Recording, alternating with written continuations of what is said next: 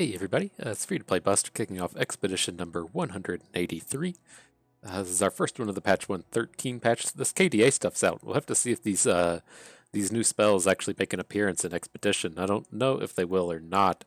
Um, Not real sure what I think about these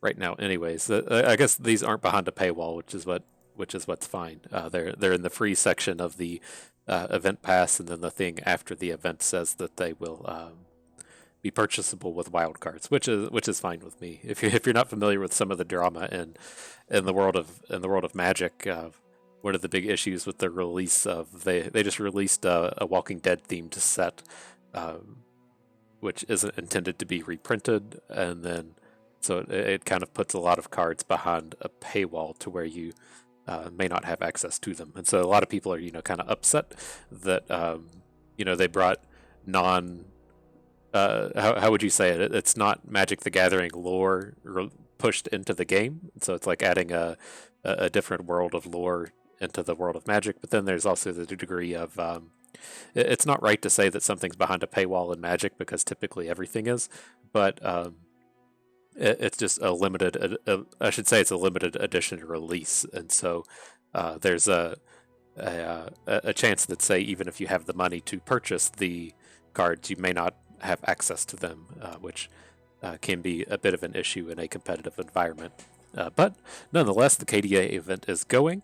I've already gotten super upset that this thing on the bottom is some kind of progress bar and that you can't drag it to move to move the event thing. But we'll get over that. I don't think it's too big here. We bought the old event pass to give Riot our support, even though we play the game as free to play. I just kind of quit caring about that. This game's so easy to free to play that it just doesn't super matter. And so if we get some additional value out of the event pass, then so be it.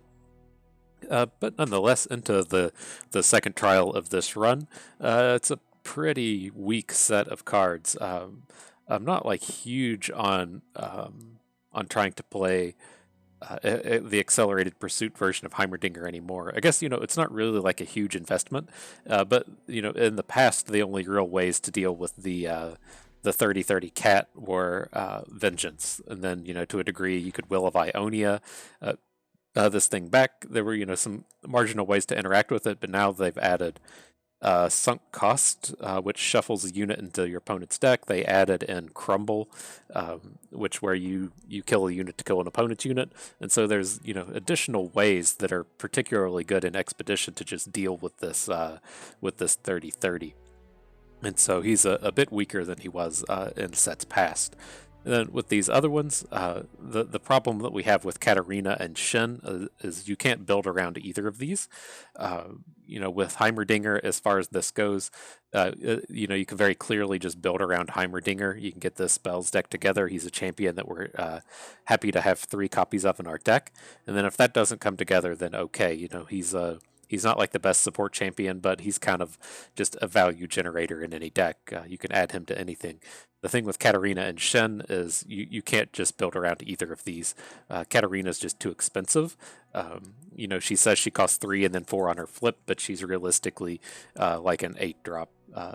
If you're looking to play her multiple times in a turn, this is just not something that you can do early. This is the classic mistake of new players of card games is the turn 1 lightning bolt to the face, spending the card to deal the 3 damage to the face.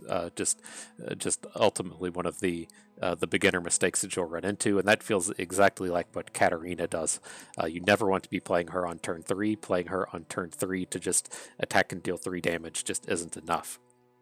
But if you are wanting to draft Katarina, this is a pretty reasonable set of cards to go with it. Legion Marauder plays excellently in this attack multiple times theme. Calling Strike's reasonable removal. Then over here, I think the weakest of the 3 in this Shen. Shen on his own is pretty okay, but we've tried Shen build-arounds over and over. There just doesn't exist a good deck to take advantage of Shen. There's not enough barrier matters cards to really give this a full build around. It supports extremely well. This is one of the top tier support champions where if you want to pair him with basically any combat-related champion, but particularly with someone out of Demacia, where the challengers can take advantage of the barriers. But, the problem again with Katarina and Shen is these aren't actual build-around decks. If we see a if say we saw this exact same set of champions in pack 2, like what are we supposed to do? Like we have to take the Heimerdinger, right? Because he's the only one we can build around. You could technically just have say like a Katarina Shen deck, which sounds awful, but and then hope to spike a real champion in your round 0 win and your round 2 win. Like it's pretty tough, a pretty tough beat. So since the Heimerdinger is the only one that we can actually build around, he's the one that we're going to be taking here.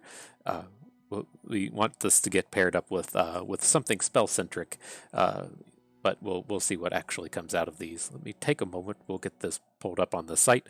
If you aren't familiar, the site is ftpbus.com. The set reviews are all up. We get these up pretty quickly as soon as the set is released. The guides section has the collection of all the YouTube work I've put out, and then the most popular thing being the tier list, whether or not you prefer the text version, which is easier to just copy and paste, or there's an image version over here on this link. But we're going to be on the Expedition Helper. We're just going to load up Heimerdinger, scroll down to Cataclysm. This is an awkward set to actually put on the on the website. It's just I don't fully understand how this card pool works, but I believe it kind of functions like 2, where one half of the pool has just all of the Piltover cards in it, and then the other half of the deck pool just has all of the cards in the game in it. So in this card pool, you can actually run into every single card in the game. But whenever we're drafting this, the big things that we're looking for here are Back Alley Barkeeps and Flash of Brilliance. Flash of Brilliance is just your standard most important card to have with Heimerdinger, and then Back Alley Barkeep will be our value generator that we're using to just generate random cards to activate our Cataclysms. Or Relentless Pursuits, whatever it's called, the cat maker. And so these are kind of the two big guys that we'll be looking for here. And then kind of the tier 2 of things that we're looking for are the removal spells, Mystic Shot being the big one, but then we're also looking for things like Gotcha. Down here there should be Get Excited, not actually in this card pool. I can't remember. This one's tough to keep track of. But need to get, looking for Get Exciteds. We're looking for Thermogenic Beams. And then down here at the epic side of things, this does just have some truly extremely powerful epics in Progress Day, University of Piltover, True Shot Barrage. But as far as this deck goes, I think the Barkeeps, the Flashes are kind of tier 1 of what we're looking for. The removal spells are tier 2, and then I really look at tier 3 as just being kind of Eager Apprentice. He plays so spectacularly in this deck. The way we kind of stall the early game with this is quite a bit is to play the Eager Apprentice on 2, and then Unlicensed Innovation on turn 3. That's just a set of plays that give us a lot of time to get our Heimerdinger down and cast a bunch of spells and get the turrets rolling. So taking the old Heimerdinger. Let's see what we're getting paired up with here. So I am kind of interested in this Lulu. As far as just like looking at these directly, if we want to just like pivot away from trying to do this accelerated pursuit thing, which I'm okay with doing. Like we don't have to build around Heimerdinger. A lot of the payoff of playing the different cards is in Heimerdinger, right? If we play a Gotcha with a Heimerdinger in play, that generates a 4-cost turret, which we can then play, and that kind of counts as 2 spells, right? Or, if we play Back Alley Barkeep, he generates a random card, that counts as 2 spells. And so we don't have to build around Heimer, it's just he does give some additional value towards getting this pursuit off. But I am completely okay with just pivoting into another one of these build-arounds. I don't really want to be pivoting to Lulu. It's just, I don't think she can actually build around, and if she's going to be supporting someone, we want her to be supporting Fiora. We want Lulu supporting Draven. We want this supporting the combat-centric champions, and not the spell-centric champions like Heimerdinger. And so we're going to skip over this Lulu. And then the one I believe I'll be taking here is the Fiora. She is a pretty reasonable build around. We won't really plan on OTKing with Fiora. but she can do it. I'm also kind of tempted to just take this Draven. He's a lot more powerful. He does generate a spinning axe, which is another card for the accelerated pursuit. Maybe we can do this, because these Fiora cards are... Well, here's my problem with Fiora. Number one, these cards are bad. Well, Confront's bad. Screeching Dragon is not good. And we would have to completely abandon going after Piltover. Piltover doesn't have combat tricks in it. It's just got the thing that gives, like, 3 attack and quick strike. We would rather have...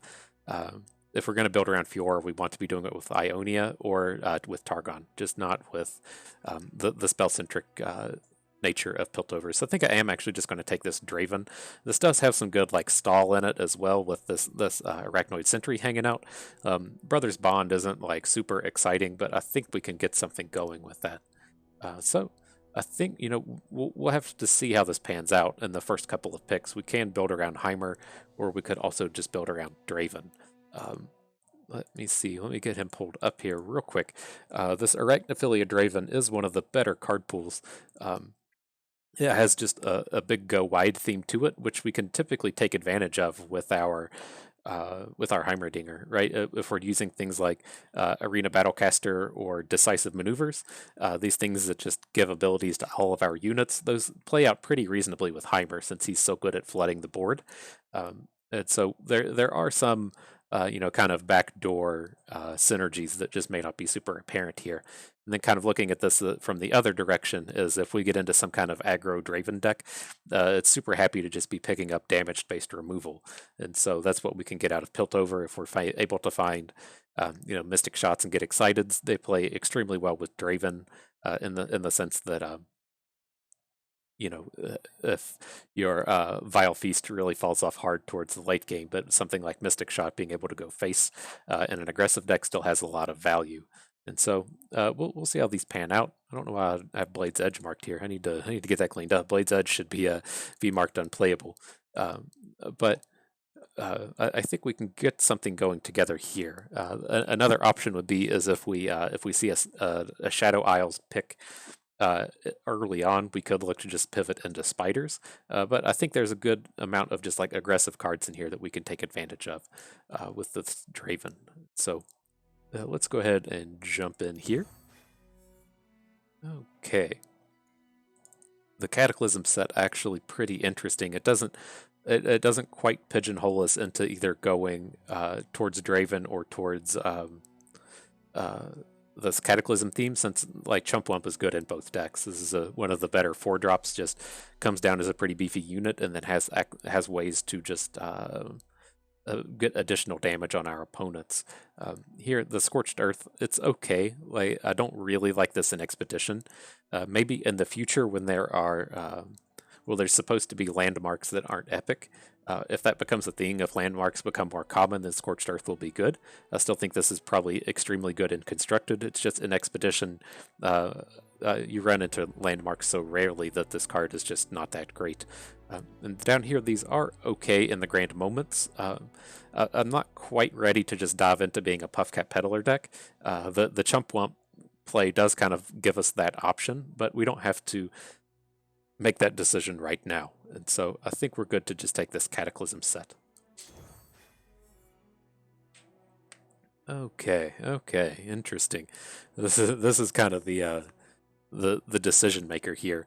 I think we want to take the Clump and the Puffcat Peddler again. Like I am a big fan of these aggro decks that just have a whole bunch of Puffcat things in them, and so I think like the two Puffcat cards will be what ends up playing the best with our Heimerdinger. Although this is a pretty powerful Iron Ballista Nox and Fervor, it's just like given the makeup of what we've taken so far, we don't have enough early game to be like really excited a bit about being this like aggro Noxus deck, and then the good early game just doesn't exist in Piltover. So I think I'm willing and ready to just switch over to this Puffcat Peddler deck and be pretty happy with him. Okay. All right, well, we're always excited to pick up Mystic Shots. Battering Ram is a pretty reasonable way to close out games. All in all, pretty happy to pick these up. I don't feel like we need to go full Puffcap with the Veteran Investigator since we aren't playing Teemo. I like this theme a lot more if you're playing Teemo than as opposed to just trying to get a bit of value out of these Puffcaps. Okay. All right. Well, we're still going this route. I'm pretty happy to pick up these clump of wumps. Down here, like the pickpocket's fine, but we don't have any ways to give him elusive. The rookie's unplayable. We already picked up one good top end in the Reckoner. Our top end is looking pretty fantastic at this point, especially if we plan on playing 3 Heimerdingers, so we don't really need to pick up Minotaur Reckoners. Okay. Alright, interesting set. Because I think we could probably get quite a bit of value out of these crowd favorites. I think, like, this is the thing here. We don't want this kind of Puffcat Peddler. We're going to want 3 or 4 of them. So, number one, we just don't need to pick up any more at this point. We'll find some along the way. And then we want them to be with something a little higher value than the Patrol Wardens. So, the awkward thing here is the Ballista is better than the crowd favorite. But it's kind of one of these things to where... I think this Ballista is like an 8, and then the crowd favorite's like a 7, but when we're comparing the Precious Pet to the Scrap Dash Assembly, like the Precious Pet is also like a 7 or an 8, and this Assembly is like a 2 or a 3. And so, you know, just averaging everything together, I think this Precious Pet crowd favorite pack is just a little bit stronger, even though the Iron Ballista is better than the crowd favorite. Okay, here's our first Barkeep. I'm still pretty happy to pick these up. Arguably, the Gotcha Eager Apprentice is a much stronger pack, but the way that I want to be getting card advantage with this deck is through the Barkeep. And so I'm going to go ahead and pick this up in hopes that we can pick up 1 or 2 more, and then we're just not going to really look for any more expensive cards. Okay, this is everything we want. Just the unconditional. It's not unconditional removal, but this is the extremely good Piltover removal spell with a flash. That's the easiest pack we're going to be slamming today. Okay, man, his heart's passing on all these Scrap Dash Assemblies. Here I just want the Urchin and the Ballista. These are just the highest quality units here. These Urchins and the Sump Dredgers play extremely well with the Puffcap generators that we have. And even if we don't, just cycling your worst card for a fresh card is often extremely good. Okay, here I think we just want the removals. House Spider is a pretty powerful unit. But I think we're just going to be wanting the interaction here. We just have the one where our removal is one. What do we got? 1 Gotcha, 1 Beam, 1 Mystic Shot, 1 Calling Strike. So be picking up Gotcha is the important one. I'm kind of interested in just picking up House Spider, though. We should have enough stuff to just be doming with this should we need a Nox and Fervor. That's pretty close. Maybe we will take the House Spider. It's just so much better at stalling down the game. That one's real close. Okay, this one's not. Here's our third Peddler with a Gotcha. That's pretty easy to take. Flame Chompers is unplayable here. These cards down here are fine, but we don't have any activators for the Curator. Okay, a Mystic Shot with Chumpwump. This is getting kind of awkward. I mean, I was worried about this a bit earlier when we took the Barkeep, and that, you know, we're probably going to pick up 1 or 2 more Chumpwumps. We're going to pick up 2 more Heimerdingers. I worry about our curve getting a little bit too high, but I think we're okay at this stage of the run. This Mystic Shot is just ultimately super powerful here. Okay, and here we do want this Eager Apprentice with the Static Shock. I prefer to have Kimpunk Shredders as our AoE, but this is still fine.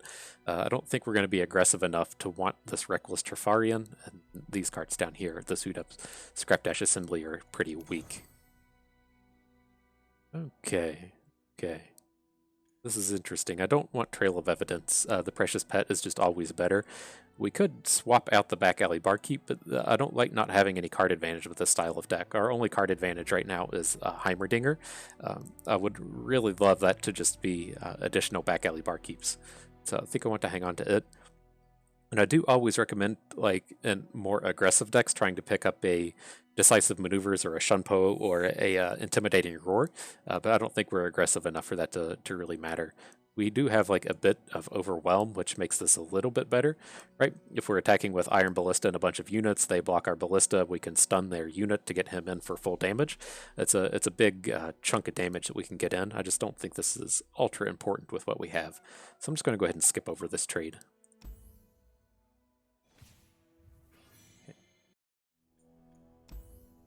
Okay, this came together reasonably enough. I don't really like playing these Heimerdinger decks without the epics in them. I feel like most every Heimerdinger deck we get ourselves into, it's something that you can usually push to about 4 or 5, but like it struggles the whole way though, right? If you want to be in like a full Heimerdinger build around, you only have one in round 0, and so you have to be extremely careful with him. Then as you know, you really want your run to be upticking in strength after round 2 when you have 3 copies, but it doesn't feel like ultra powerful even then.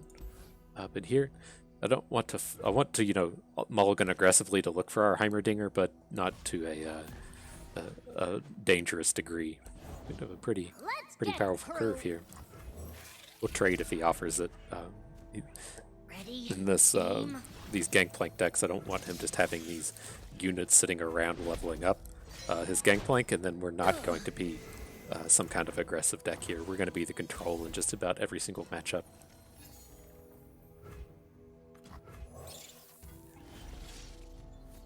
Can't imagine he plays a 2-drop that we want to hit with Gotcha.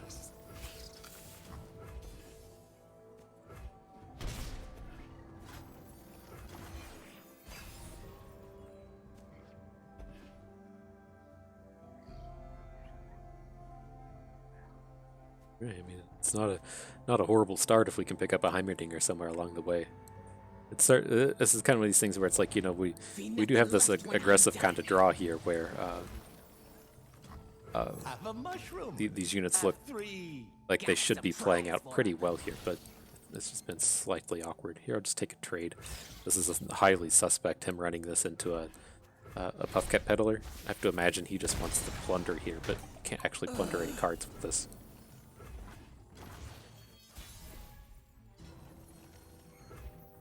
Maybe he's just unfamiliar with how those cards work. There was a little fella asking for me. But not even planning on attacking here. We'll add the 3/3. Probably pretty okay with just, well, we have a Gotcha in our hand. So let's just pass here. He's going to get his 3rd tick out of this Corsair, but we're gonna start getting a bunch of Puffcat value out of this stuff. You're gonna get all the Puffcat value. On. I really wanted to play that 3rd one. That's not going to be the case. We'll get the block in here. There's no combat tricks that should allow him to win this combat, but if he has something, we don't really want to just be eating a huge chunk of damage. This would be one of these games where as long as we don't lose, we'll win. And so we just want this to progress on as long as we can. Just with that Noxus Blast.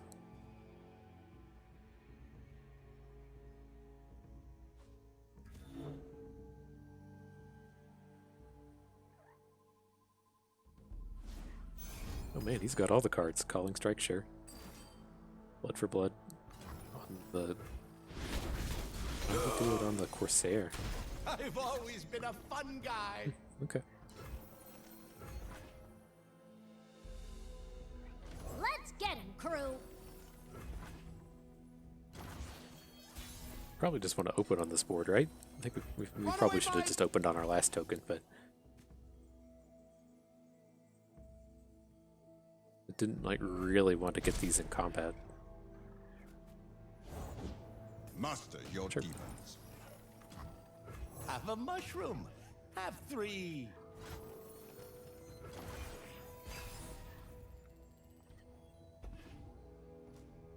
We are at war. This can be kind of dangerous. I want to get this Brothers Bond block in. There's a reasonable chance that this goes poorly, but I think this will be okay. Like, if he really wants to spend a spell to clear out this Spiderling, we're not getting, like, big negative value out of it, you know, since we still get some value on this Puffcat Peddler. Okay. Seems pretty good for us. We can just go ahead and get him out of here. Missed. This my ship. Oh, that's brutal. For everyone.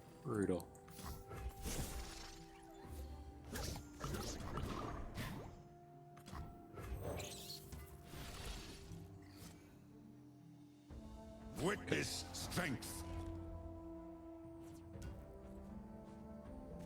I've got us covered.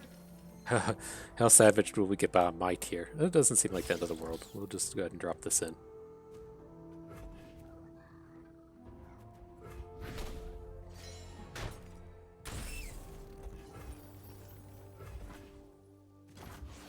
Closer you to leveling. 4 away. It's pretty close.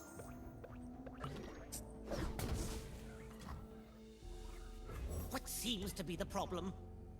Well, I mean, I feel a lot better about just going all in on this, onto the Swain if we're just going to drop a bunch of removal spells on him.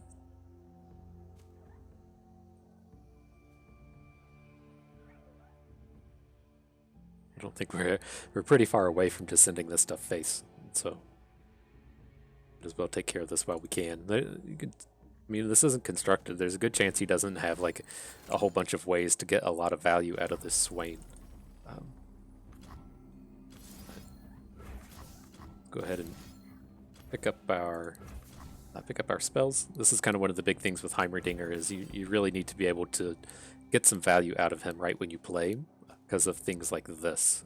He can still do something like drop a Noxus Blast of his own onto Heimerdinger. He can Death Sand this House Spider, which takes away one of our spells, but we just can't be getting 0 value out of this Heimer, out of this just kind of 1-for-1 trade. They grow up so fast. Our vision.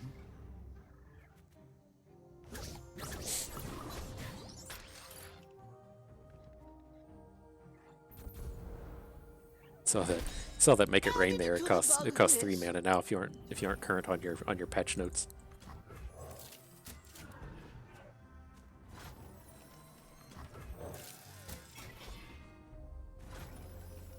Doesn't seem like a real high value attack to get these in. Let's just give this some time. Putting chip damage onto this thing doesn't seem super good. Man, we are chunking those puff caps in. Let's just get a full board, then we can attack next turn.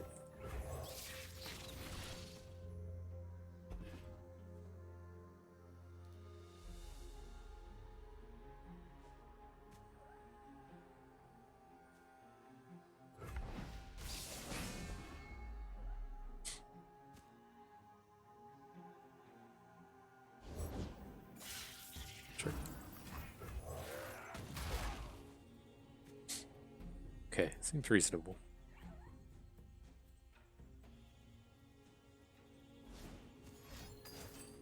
Ugh, gross.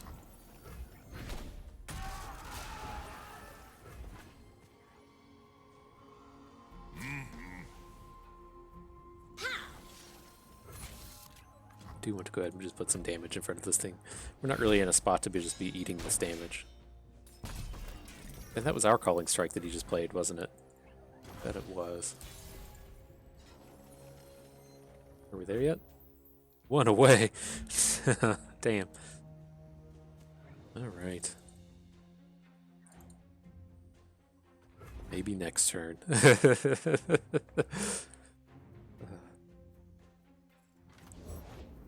Yeah, this dude just hits everything. Oh man, we can beat this Gangplank if we get to play our accelerated pursuit, but we are gonna be hurt in the next turn.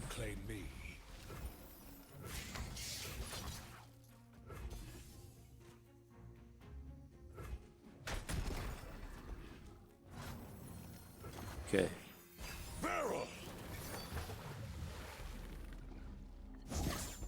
All right, we certainly haven't played a Draven yet this game. That might be our saving grace. Let him bleed out. Captain's orders. Bullet to the face. I'm a peddler, not a meddler.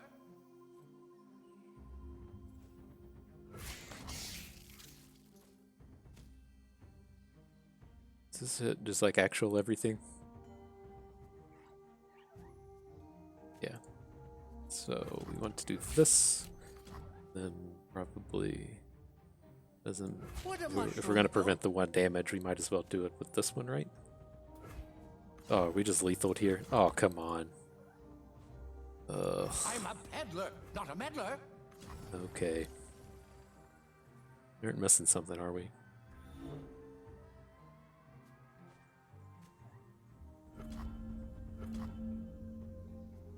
Five, 9, 10, 11. What are we missing? This should be 5 damage. 9, 10, 11. Oh, 12 out of the crack shot. Man, that's brutal. one card short.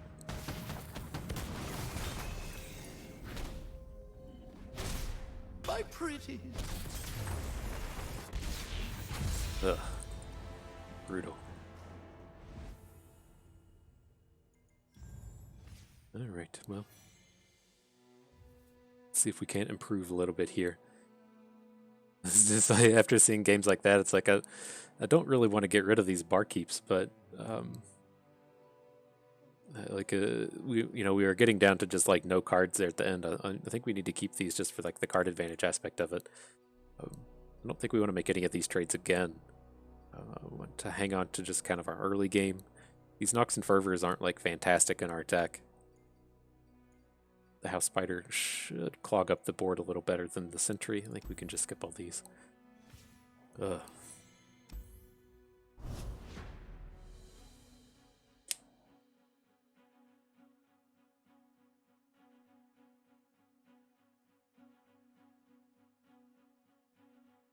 Trying to think if we took any incidental damage we didn't need to in that previous game.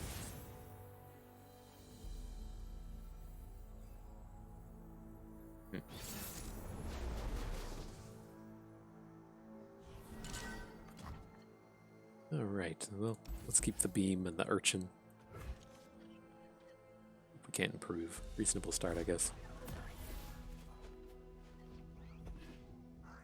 Don't really want, like, I think we can probably just cycle away crowd favorite.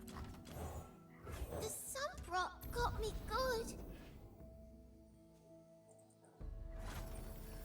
Like, I don't want to just be playing crowd favorite. Like, if we have a full board, it's fine. It's just to probably have to open here.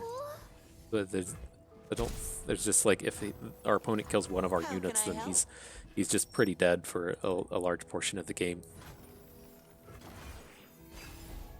Is Garen Nocturne? Not gonna play anything till turn 5? Oh, sure.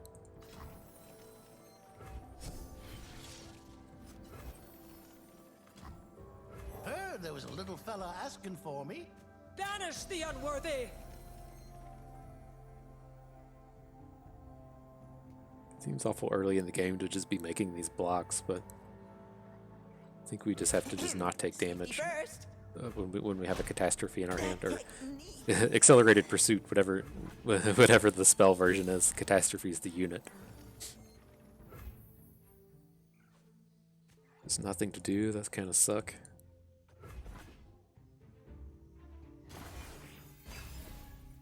We play the nothing to do game a little bit better than this guy does, I think, though.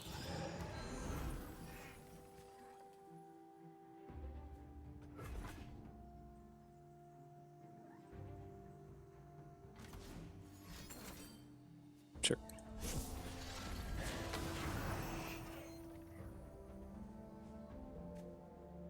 I don't really want to get rid of this just yet, but I think I'm okay with running it out this way. Which way is less dangerous, right? He's not going to have combat tricks out of Shadow Isles, but he can. If he Radiant Strikes, that'll counterspell Culling Strike. Just don't want to get like super involved here.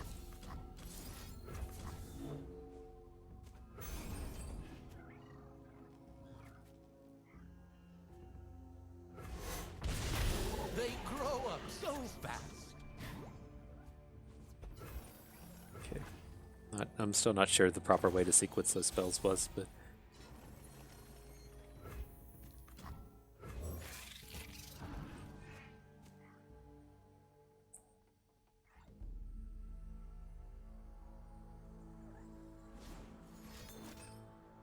sure. We just need some time. We gotta get that time in here. Nine more cards we haven't played in a little bit of time. That's all we gotta do.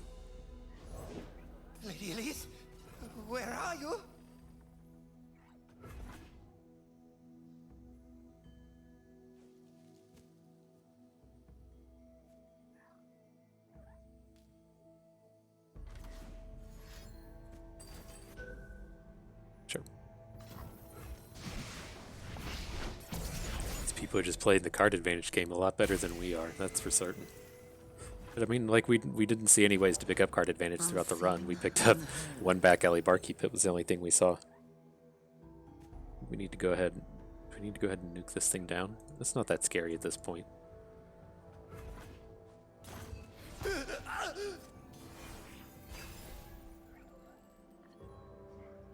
Like, taking 2 damage here is not the end of the world.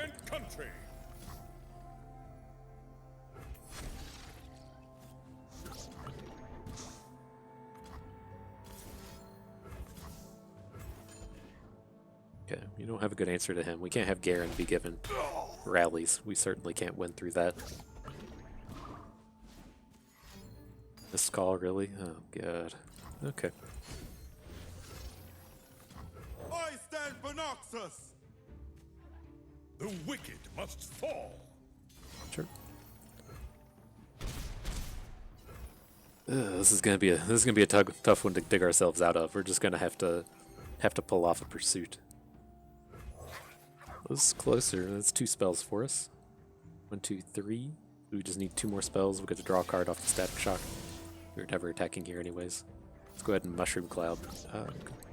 We're gonna have some mana left over.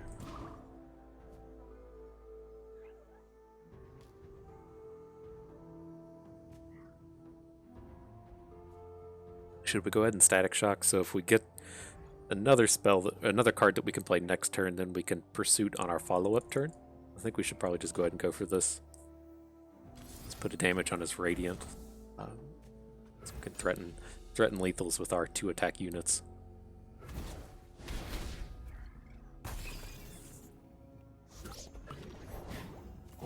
Okay. All right. So I mean, I think we're fine. It's just gonna this is gonna come down to if we play this and have it survive. It's real easy for this unit to just get killed here. Antigen VV? Jesus, dude. Okay.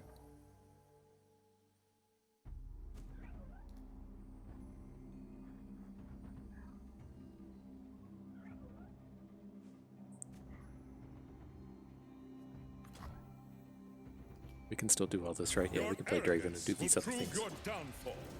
Man, are you always like this? Okay.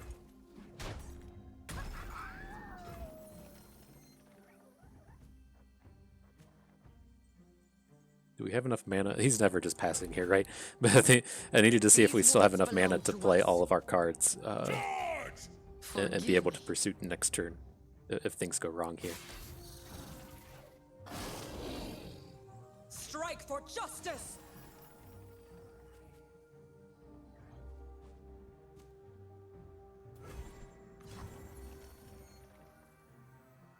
Hold the line! I'm innocent! I didn't do nothing! Alright, so we're not dead like this.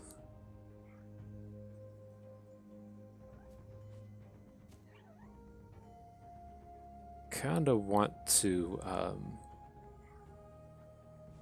keep this Garen from flipping. I don't know how much it actually matters. As long as we just don't get blown out by like a riposte, we're pretty okay. Let's just start with this. Or, no, hang on. We have to do it this way. We can't let this Garen flip and have him get an attack token next turn. Right?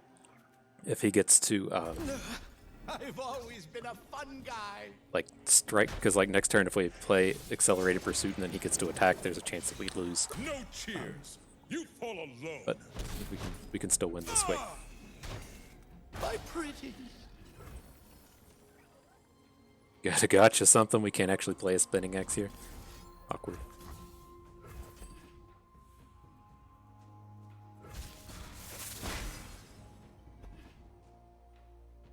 I guess we could have waited a turn before doing that, but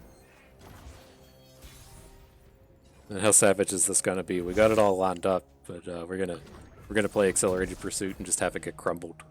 It's just the way this is gonna go.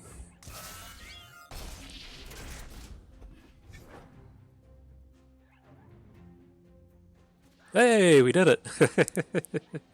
We survived it. Nice. I was like, we're just gonna goose egg this run. It's like I called it out from the start how much worse the accelerated pursuit is, and we're just gonna see it get murdered, see it get crumbled.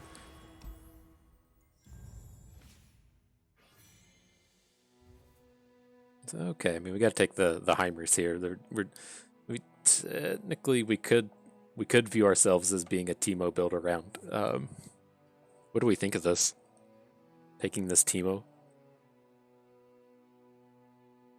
Because we don't have like the spells that are good with Heimerdinger. We only have one Flash of Brilliance. We don't have any of the 6th cost spell, the Unlicensed Innovation, right? The 6th cost is what gives you the elusive now. And so like I really like it when we're able to, you know, have this lineup of playing Eager Apprentices into Unlicensed Innovations, or then playing Unlicensed Innovation late to get the big dude plus the elusive out of Heimer. But we don't have access to that. We don't have Progress Day. We don't have True Shot Barrage. And so like we seem reasonably far away from being an actual Heimerdinger deck. So I kind of think we could try to become this Teemo. We could do the same thing, but with just Teemo. And then have Accelerated Pursuit in our deck. Kind of like it. Huh. What are our other choices? We don't want Draven, so I mean it has to be this Heimer or this Teemo. But with our Puff Caps, how does that look? I mean, we have the 3 Peddlers, which is the big payoff card. This will get us up to 3 Chumps. Kind of liking it. Let's switch into Teemo.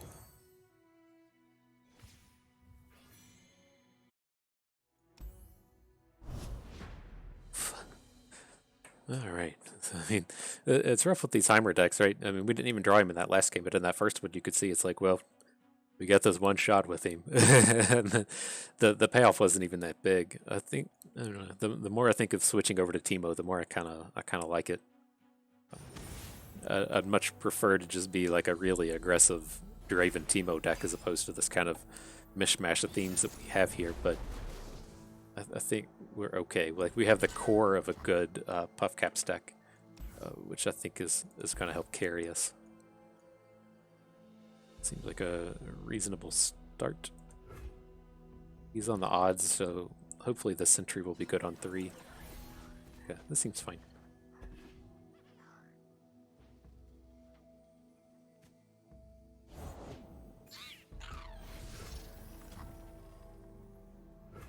He is playing Sejuani, but he's got, like, there's a lot of times I just want to get this block in, but he only has one Sejuani. If his champions were like Sejuani Vladimir with no Braum, I think I'd be pretty inclined to just, like, make a trade. Fight or die.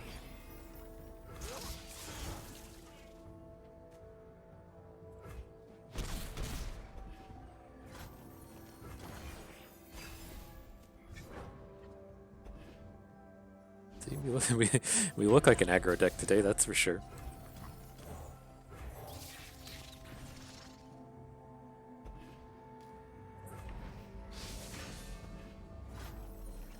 Just blanking? Nice.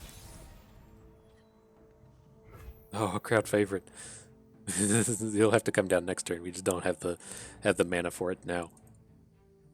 So how do we want to go about this? We could open. Seems reasonable. The thing that worries me here is like he's most likely just going to play a 3/3, but if he plays like a Bull Elnick, like we can't trade. None of these units we're putting down have like good trade potential. I think we just want, like, if we open, what happens? This can't block anything well. You can put Mighty Poro in front of our Precious Pet that we'd have to clean up with Static Shock, and everything trades into this. I think this is okay. He only has one good block. I worry about adding like all these 1/1s and 2/2s and then having like 2 good blocks in the future instead of just 1. Absolutely. The great thing with this is he just can't add to the board now. So if he wants to trade a 4-mana combat trick for a stun spider we already got our value out of, that's pretty reasonable for us.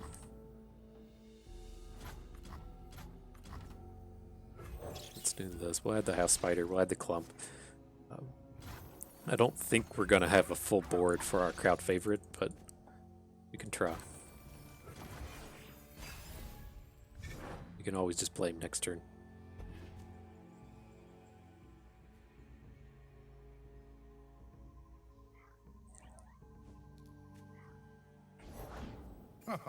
Oh, fluff everywhere.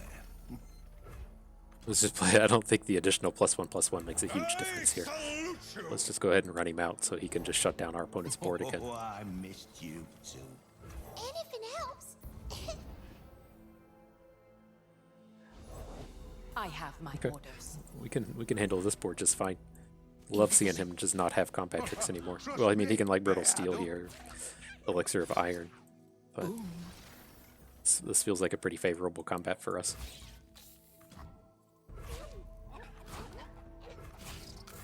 I'm innocent.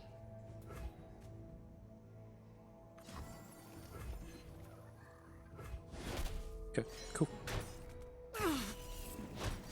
Idiots. And we have to open back on him. But this does get us pretty close to the point to where we can kill him with puff caps. Sure. Scout fearsome, sure.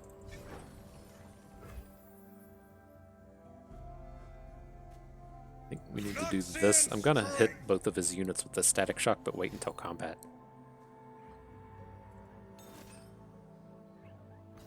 Okay. Just gonna kill both our units. Makes me sad. Would you believe he once fit in my hand?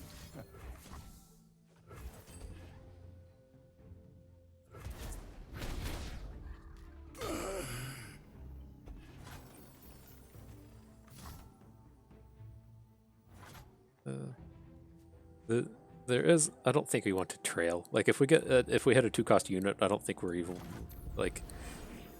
I don't think we're just going to play it. I'd rather wait for a puff cap peddler, or at least give ourselves an opportunity to draw a puff cap peddler before we just run this out.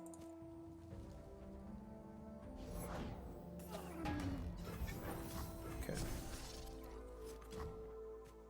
No, you block here better than Draven does. We're not going to beam any of this stuff. We got to save this for like a Sejuani or even like an Alpha Wildclaw or just some actual relevant big unit as opposed to these 3/3s. I'm kind of okay with just trading Draven away here. I don't think we're going to pull the trigger on that. Let's do this. It's a cannon, not a shield.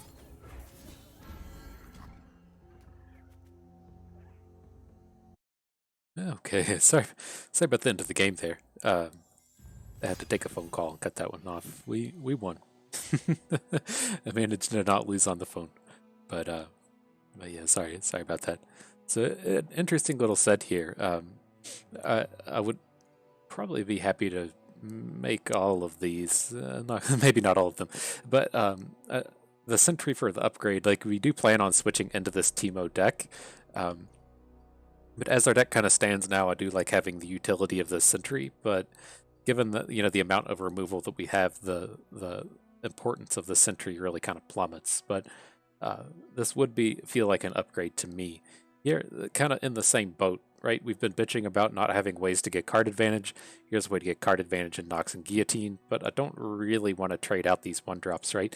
We have to kind of get it in our head that we're moving away from being a slow and grindy kind of Heimerdinger deck into a more aggressive aggro Noxus P&Z deck that closes out with puff caps. And so I'm going to let this value card slide, and just because I think given that if we're going to push aggressive, just the Guillotine isn't a card that we need to close out games, and we do have 2 thermogenic beams to just murder whatever units we need to murder. And so Elixir of Wrath is kind of the tough one here. We have like all these like really terrible units in the early game, but I don't think we have a lot of trouble going wide. I think I really like crowd favorite here as well. And so it's strange because like all of these feel like upgrades, but I don't really want to make any of them. I think the one I'm most okay with is swapping out this Sentry for the Veteran Investigator. just given that we have so much removal already, and how this kind of synergizes with the puff caps. So I'm going to go ahead and make this trade. Okay.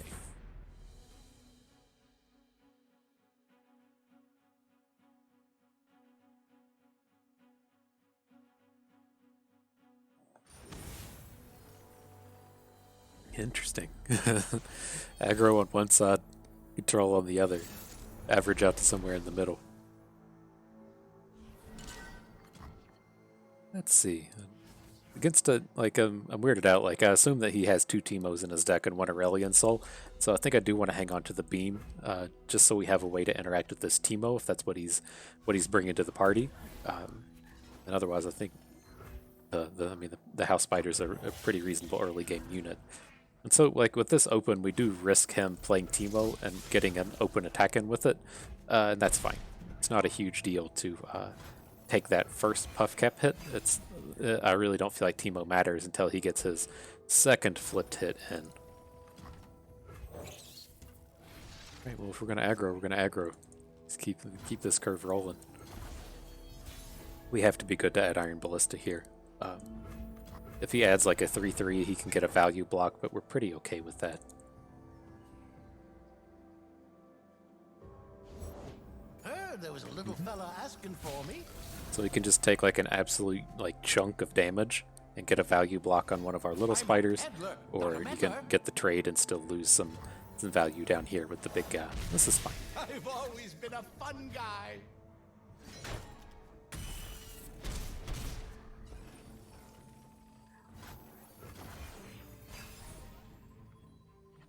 As the things stand, our puff caps are going to be a lot better than this guy's puff caps. Put on me mask, secure me tail, start the day. Let's see. I'm kind of interested with this turn, and I want to play puff cap peddler.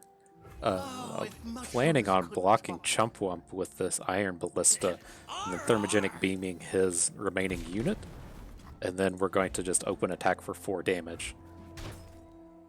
This is going to leave us in a spot to just start dropping tons of puff caps on this guy. Right, we're getting him pretty close to just being dead. Yep.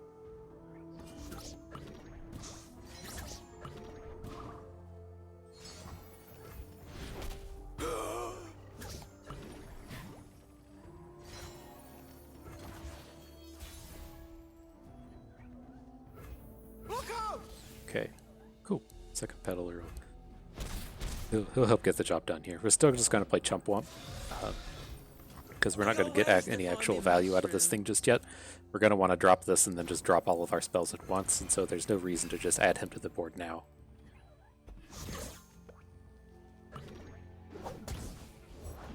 Piltover's finest.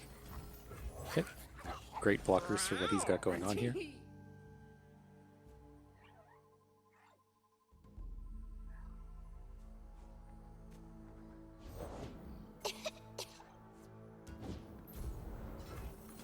Oh, if mushrooms could talk. Oh, whoops, am I right?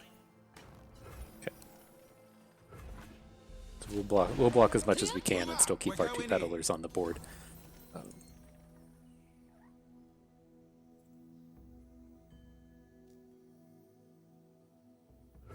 We want to do it like this.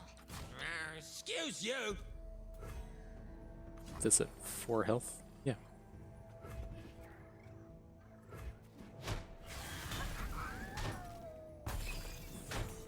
I'll let the sheriff. I'm gonna just go ahead and start dropping these mushroom clouds. We're gonna run out of time quick, so we gotta push this damage in while we can. Pretty reasonable to think we won't get another point of attack damage in this game.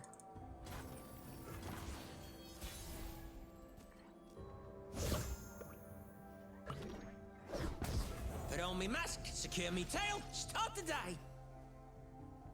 Well, this guy can attack, so we'll see how that goes. There's a good chance this just gets blanked here.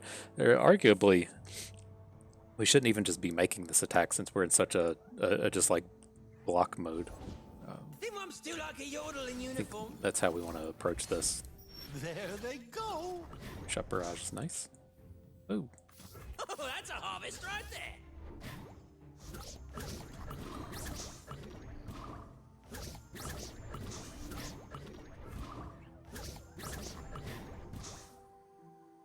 Okay, where'd that get us up to? Got 3 damage a turn. Then we have a True Shot Barrage we can pop him in the face for 3 with, so I think we're okay here. He should have a lot of trouble winning the game next turn.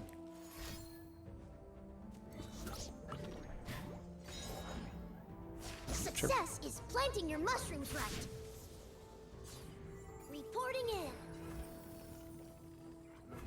Let's see if he opens. This will be huge for us if he doesn't open. Pay dirt.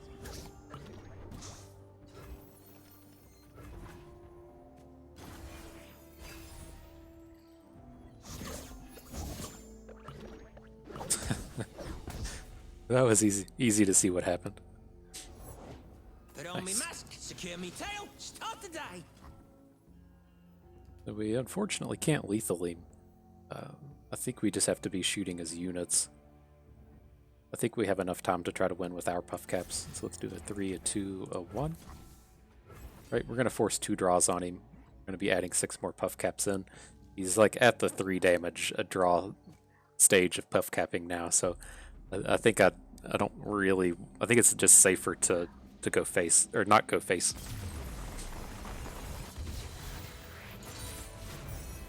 Opponent agreed.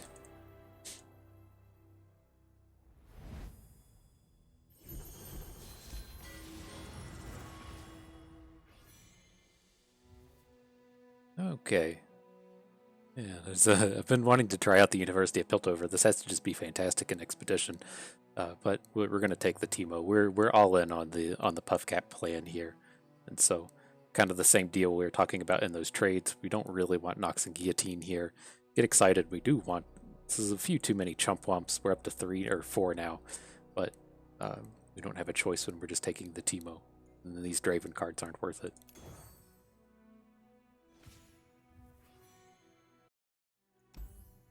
Okay, so we got our second Teemo. Would love to have a third one. I mean, given the opportunity to trade away either Draven or Heimer for Teemo, I'd be more than willing to do it. We have our top end pretty set. Whenever I talk about a lot of these Teemo decks, I haven't drafted Teemo in a while, but he has a lot of interesting decks that he can have put together. I tend to really not want anything in our deck that costs more than 4. We want things to top out with Back Alley, Barkeep, and Chump Wump. But here, I think, what do we get to Nivea Vi? I think I'm just going to cycle away this Accelerated Pursuit. It's just going to sit in our hand Got me good. for way too long. So I'm okay to just cycle it away now. Help the poor.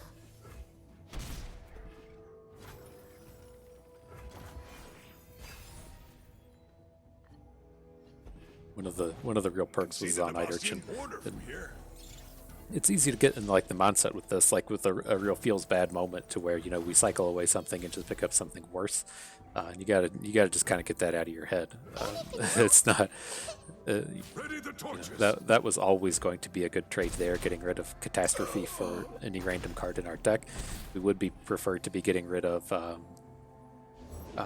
you know, like Mushroom Clouds, but Have a mushroom. you know, sometimes you need to, you know, throw away crowd favorite and you pick up a turd. That's fine. You'll hit a touch of variance with this, but I just don't want you to think that this card isn't like all positive all the time. He's just extremely good. Here, I'm okay to take out this Rumfang Wolf. I want to protect our Puffcat Peddler. Do we? Or are we just willing to lose it? I think we need to get rid of it. If he has a Brittle Steel or something here, it's just so extremely bad for us. We can take a hit from the Electro Rig. It's not a big deal, and then we'll still have a big crowd favorite for next turn. You don't want to copy this? You don't want to copy your Yeti Yearling? Feels like he's going to drop a Tall Tales on us, but I think this is fine.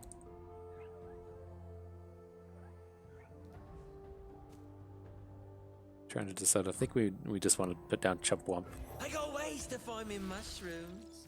This leaves us with the mana next turn to play a Peddler and a Mystic Shot and start dropping Mushroom Clouds. Sure. The defensive frostbite. I'm okay with them trying to shatter here. If we get a 2-for-1 out of this chump wump, that's huge. Okay.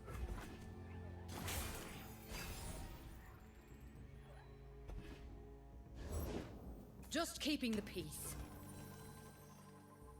Okay, let's make a big blocker here. The people are my strength. Clear? Move out.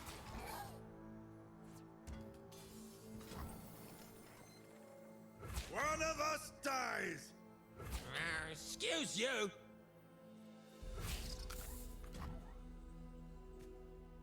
So we want to go? Get a Mystic Shot on this Patrol Warden at some point. If he has a combat trick, we don't really care about any of this. This seems extremely good for us.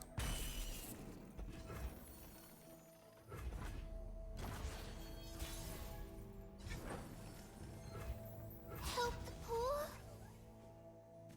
If we end up losing our peddler here, it's not a huge deal. But I assume that he's going to be making a play down here towards our crowd favorite.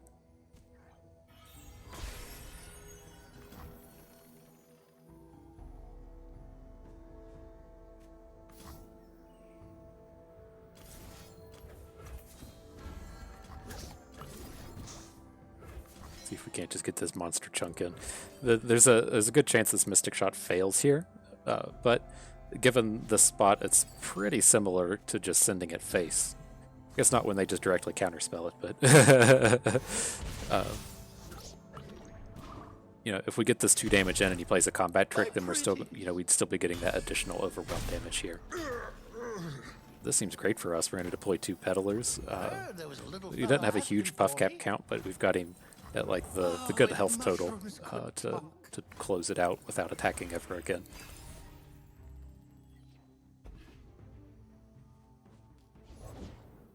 Sure.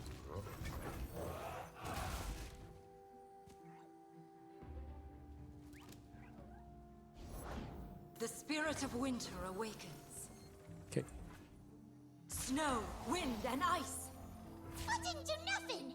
I think I'm pretty comfortable just taking this 5.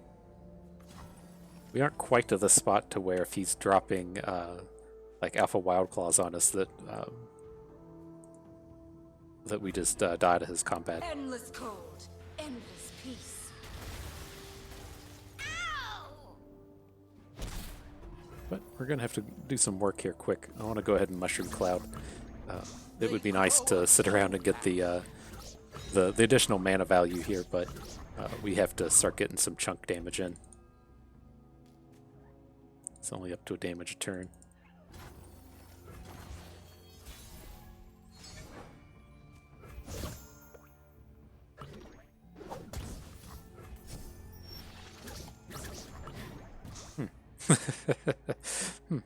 Interesting.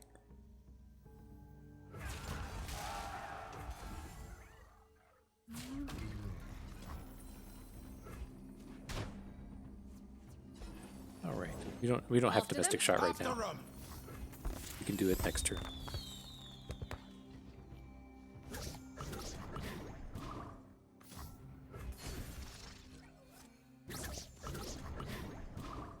Okay, then there's no reason to add the Glory Seeker. It'll just die to Articuno, but we can get a play with this next turn.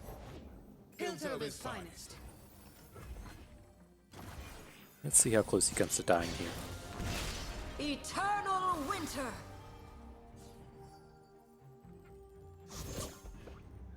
1. We were hoping for a little bit more than 1. Frostbite, sure.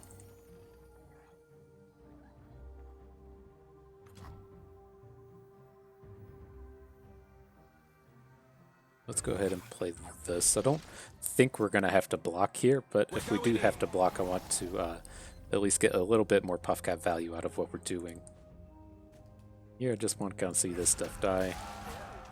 Stuff can die. Got to block 1 more. Or, I mean, we can do this. Would a mushroom help? So we're going to Mystic Shot of this Yeti and expect this thing to survive, but We probably still have to block down here just in case he has a combat trick.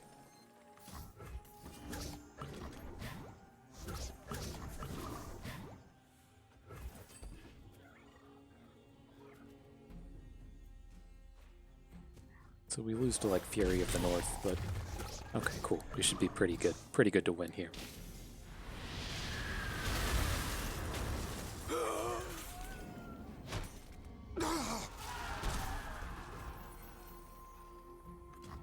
Happy to do whatever's needed. Well, I shouldn't say pretty good. We've got a giant pile of puff caps on this guy, but not necessarily enough to just win.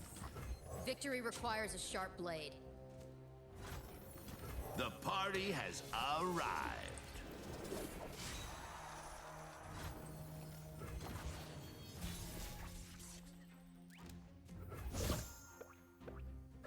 Two. Come on, game. Glory, face me. I'm curious what his remaining card would be to where he hasn't really added. He's picked up the combat trick. Brace That's fine. yourself. I mean, this unit can't block anyways.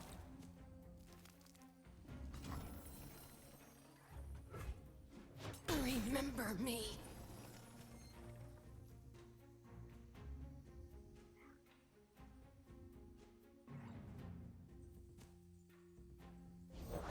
Proud warriors of the sun's true light. Hopefully we've got enough to to stop this here. Can block. I mean, we can block 2 and Calling Strike Articuno. Finest gear for Piltover's finest. Do we need? We don't have to do this now, but this works. We may have to do this now. It's like we're gonna hit here. We're gonna block this guy. Block this guy. Then he can only attack for 6 damage.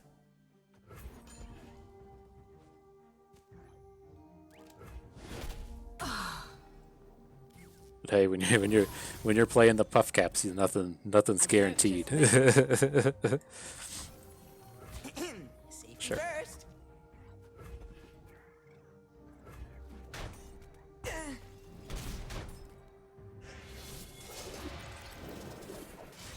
My beautiful face. All right, let's see how mad we can get. What do we have to? We got 60 or 65? 65 puff caps. Should be 2. I know that's not how the math on this actually works, but More got him. equipment for the field. Got him. Right? It's not like shuffling a card into your opponent's deck. Like that's the way the things worked in Hearthstone, right? I forget what the living bombs or whatever they were called in Hearthstone were, but they would like shuffle physical cards into your opponent's deck, and as your opponent drew a card, they would take a damage and then draw another card. That's not how these work. Like these things like attach themselves to your opponent's cards, and so to the best of my knowledge, the math doesn't work out exactly the same. But one of the Reddit mathematicians can figure out how that works out. I think if we just look at it as doing the simple division problem of cards in deck divided by puff caps, it should get us pretty close to what to expect. But nonetheless, over to this trade, I'm leaning towards House Spider initially. I don't want to be picking up the Demolitionist for a combat trick, and Death's Hand is okay. This isn't like a really high value removal spell, and we're pretty good at removal at this point. Like if we want to review, we've got 2 beams, 2 mystic shots, 1 get excited, 1 fervor, 2 gotcha, 1 static shock. That's a pretty reasonable pile of removal, even though this is a fairly weak card. I could see picking it up, but I think the House Spider just is it does more along the lines of what we're trying to do. As you can see with these games, like I haven't crowded out to the world, but it's like we attack our opponents down to like 8, and we're just like, yep, we just won. like that's the way it typically goes with these puff cap decks, and the way I really like these aggro puff cap decks to work, where you just attack your opponent down to like 7 or 8, and then at that point you're just like, well, I'm never attacking the rest of the game, but I'm able to just get these humongous amount of puff caps in your deck now and just stall. So I think that's kind of where we've gotten ourselves here. Public restroom, nice name. You could be dropping a deuce in a public restroom at this exact moment. Could be. We never know. Then here, I don't see any reason to try to mulligan this stuff for Teemo. This Puffcat Peddler, like, after I snap kept it, like, I'm sort of okay with just getting rid of him. But I think we'll be okay here.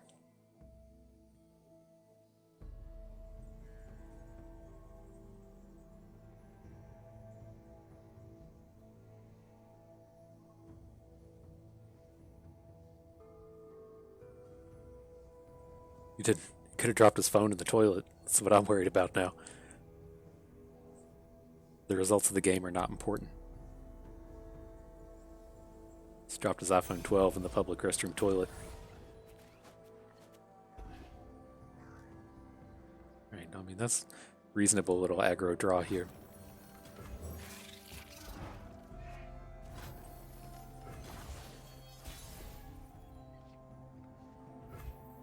And I'm going to bring in the apprentice. How can I help? The thing is here, he's either AFK and we're getting in for 4. He has no play. And then these are good. If he plays a 3-2, we're attacking with everything. If he plays a 2-3, then we're still in the same spot where he can't block Precious Pet. And sometimes we get in these spots to where he plays a horrible 2-drop and gets a block in there. He's not worth a Mystic Shot. This thing perhaps will be, though. I mean, I'm pretty okay with this thing just trading into Precious Pet. It's a value block or a value hit now. That's okay. Protect and strike.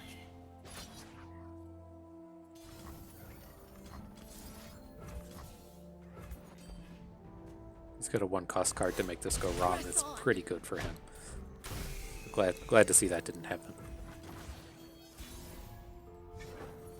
This is not a space where our crowd favorite's looking too hot.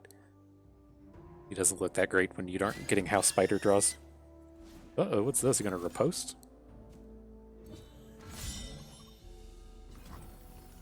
Okay. I don't think there's any reason to just clean this up now. We can get this shock in next turn. Or if he plays, he's stalling for a moment. Doesn't say if he plays another 1-drop, I'm okay with just dropping those. But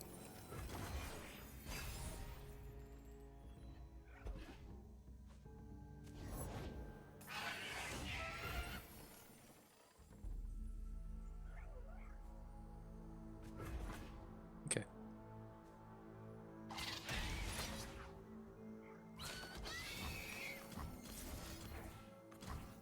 Let's go ahead. I'm not going to wait on Heimerdinger for this. Let's just go ahead and get those puff caps in, even though that's a fairly weak play.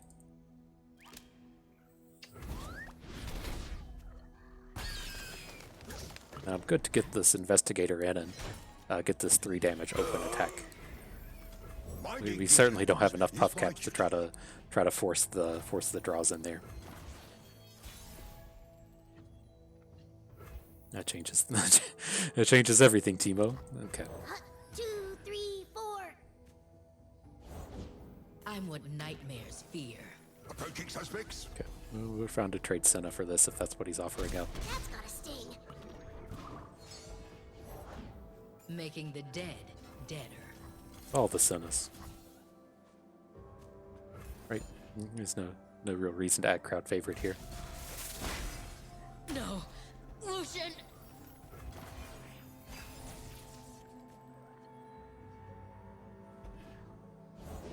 You're getting close. We're certainly getting close with this accelerated pursuit.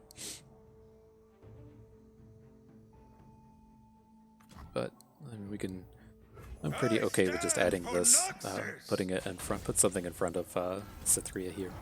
Beg your pardon? Unseemly.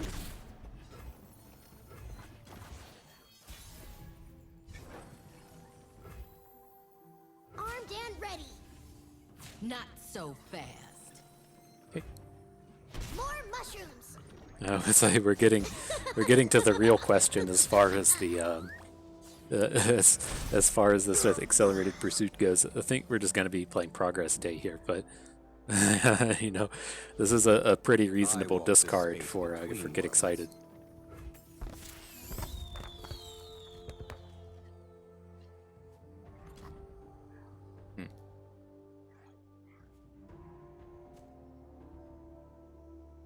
That's interesting.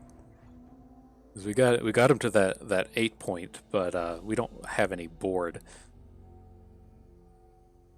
So I feel kind of scared to just get excited this Cytherea. But I mean, it's not the end of the world. This is a good spot to just try to. The more I think about it, the less I like it. Let's do this. Let's add Draven. We're 2 cards away from Accelerated Pursuit. Pretty cool with just blocking Cytherea or blocking Shen or something, and then I think we should be good chance we just kill him with this next turn. Right? We can Spinning Axe something if we want. We can play Heimerdinger. Like, we have lots of choices as far as getting these 2 spells down goes.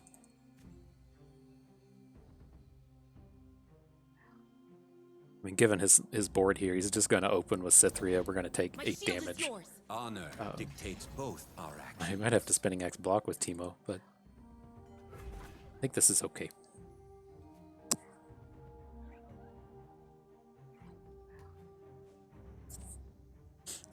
Right, our Calling Strike's going to be dead, though. We have 2 blocks. We block the 2 bigs. We only take 8. If we take all these here, it's only 12. I think we're fine.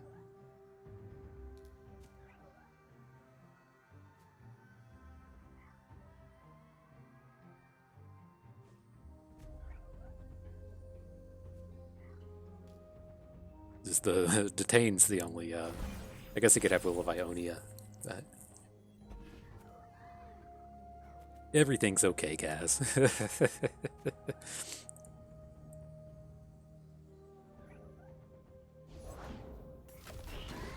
Interesting.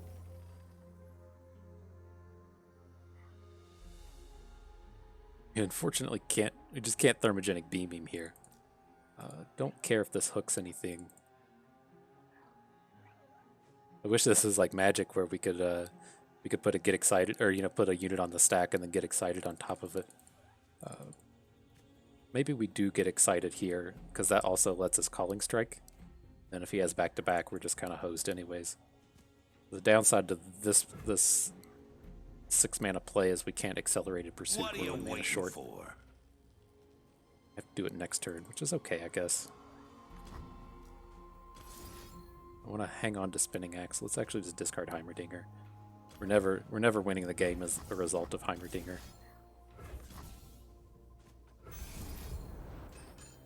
Right, we're either going to puff cap him out or we're going to win with Accelerated Pursuit. We're not going to get a whole bunch of value on the board with Heimer and win the game that way. Oh, so much better now. So much better. My steel is yours.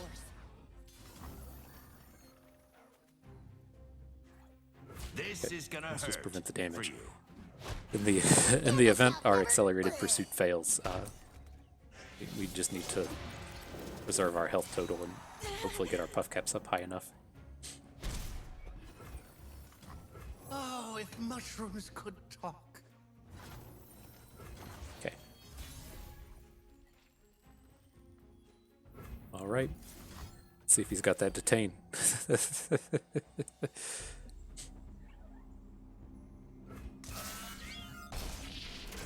They grow up so fast. Not cool, bro. Not cool. That's all right. We're still okay at this stage. I don't think we need to thermogenic beam his unit up here. Refreshment His from big boy. across Runeterra. We have a Darius? Bright Steel. This dude just has all the cards. Okay. Like, he at least can't kill us with this board, but Bright Steel formation. Just have everything, bro.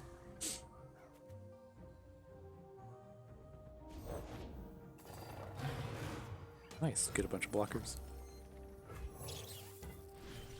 no need to apprehend here. Well, if he's going to let us do it, he's going to let us do it.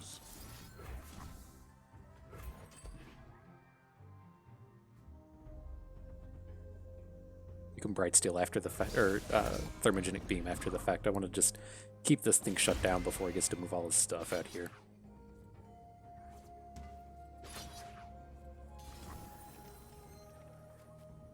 Okay. That works for me.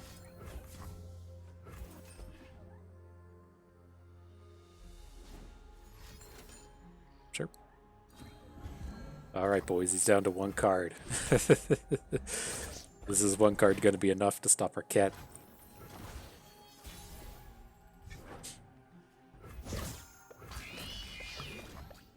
Oh man, we almost just got him anyways. Sometimes you just don't even need it. Cool. Cool, that was a fun one.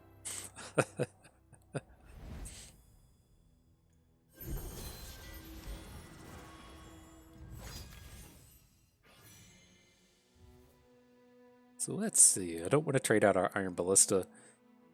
I gotta read this card. I hate this card so much. Deal 1 to a unit, summon a random 1 while in hand. Increase both by 1 when you play a 3. We have 9 3s. Like, what does it take for this to be good? We need, like, 1 card? I haven't actually got to play with this, so I'm not real sure what I think about it. It seems like, you know, we really want it to be like Flash of Brilliance as our card.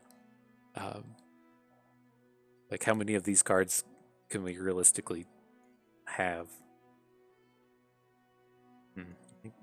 I think our Barkeep plan has swung and missed. We're about to go into round 6. I think we can just give up on this plan and pick up the much better House Spider. He plays well with that. We really wanted House Spider with the crowd favorite we were running. He just really, you know, helps the aggression early, and then when we get to that stage we want to block, he makes 2 blockers. I think it's fine to swap out. We're going to see a Barkeep in every trade the rest of the run. It's the way the game goes. Okay.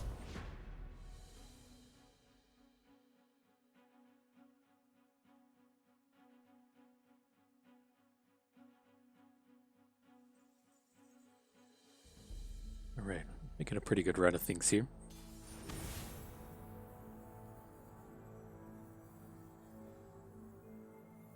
You can already see as you think, like, tell the difference between when that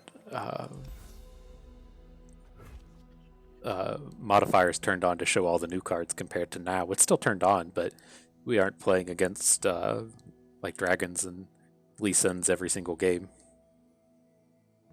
I wish, like, I mean, I certainly don't work for Riot, don't know how things work, but I wish that bonus was just like the first week, and then you'd be on the little bonus the second week, and then just completely gone after that. It's just, you know, if we're on these cycles to where an event lasts, you know, essentially 2 months, right? We got the new cards that come out, there's a little patch, a big patch, a little patch, and then more cards come out. But the 25% of that is just expedition. I mean, we are just in expeditions, but, you know, 25% of the expeditions in that time are on the big bonus.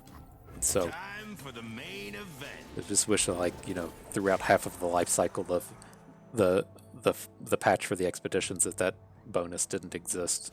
But I do understand that feels bad of, you know, the new cards come out, you have your weekly expedition token, you jump in a run, and then you just don't get any of the new cards. That's kind of feels bad. But No doubt you've heard of me. if he has a prismatic barrier here, this is okay. We're just trying to get this chunk damage in. Sure. My beautiful face.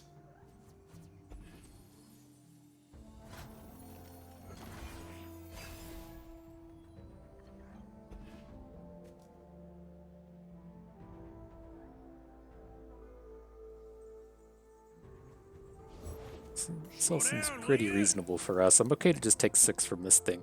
Like, the play I was kind of lining up in my head was we were just going to House Spider, and then we were going to Mystic Shot this, and then we were going to open next turn. And so, like, whatever unit he played here, we'll get to block a 2/2, and then we should be getting in for 6 damage, take him to 7. I think I like that. Then we can just try to go full Puff Cap from that point forward, or we can even add Iron Ballista next turn. Here we go.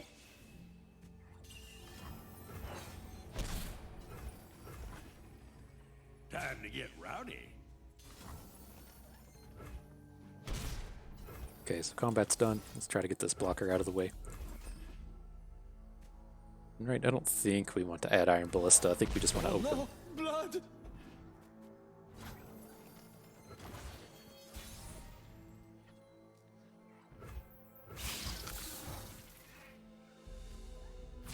Shut up. How you doing? Quit your yapping. Okay. So that'll take him to 7. We got blockers for days. We just don't have the way to push through. But I mean, we're gonna have a full board on him. Let's go ahead and deploy the old the Chump Wump. So if we need to Spinning Axe, we have a shitty card to discard to it. I don't think that's how we're going to be approaching that, but come on, bud. Teamwork. There he is. Nothing can stop me. Okay. So, I mean, we're going to have to block 2 here. So I think I'm happy with just blocking with the 2 Spiderlings and then adding... We're going to add Ballista. We're going to add Teemo. And then just going in. By my honor, you must die. She changes things.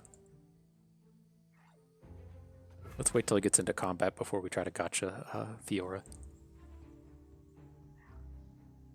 I mean, I don't even like super care what she gets herself into here. I never He might just, if he's just going for the trade onto Chump Wump, it's okay. Like he's not really in a spot to be just killing us with Fiora. Try me.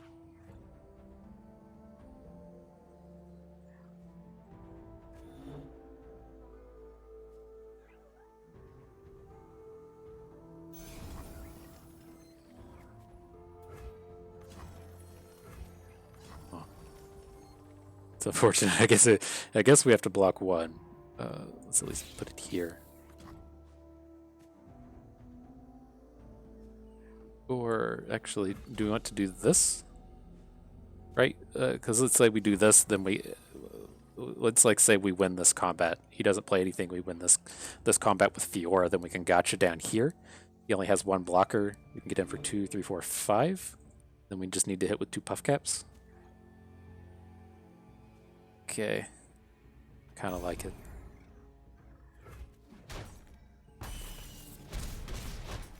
Protect House Laurent.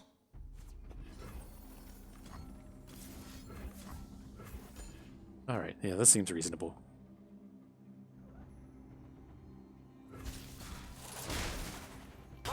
Shouldn't be adding to the board. He's going to put heavy infantry in front of our 4. We get in for 5, take him to 2. Okay. And I don't want to be adding Teemo here because he's going to just be, you know, getting good blockers in with our guys on board. I probably should have Spinning Axed.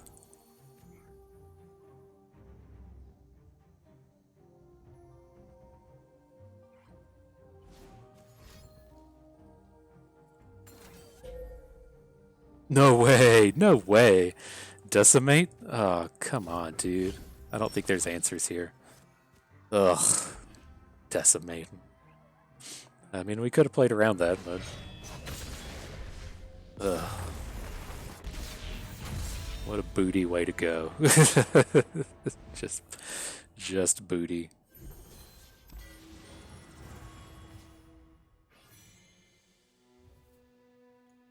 All right. I think we just want to pick up this Eager Apprentice for the Trail of Evidence. This is the Trail is a pretty low value card. I only like this if we're playing the Forecast Investigator.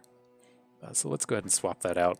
We are, well, I'm going to say, as time has progressed, we are getting to a deck that would actually appreciate having decisive maneuvers. I think I actually want to pick this up. I want to hang on to our 1-drops. Let's actually do this. I think we want this now. Like, it would have been so savage at any stage of that in that previous game, whether or not it was shutting down his attacks or it was to just close out the game.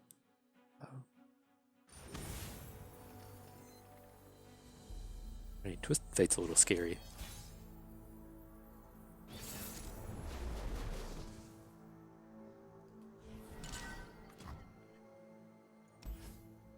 Do something like this.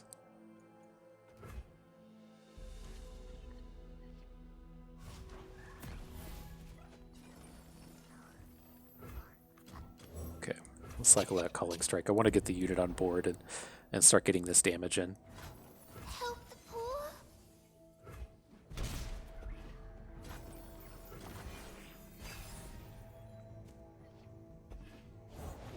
I'm still good to scrap. Okay. Happy to do whatever's needed. You're welcome to hook either of these.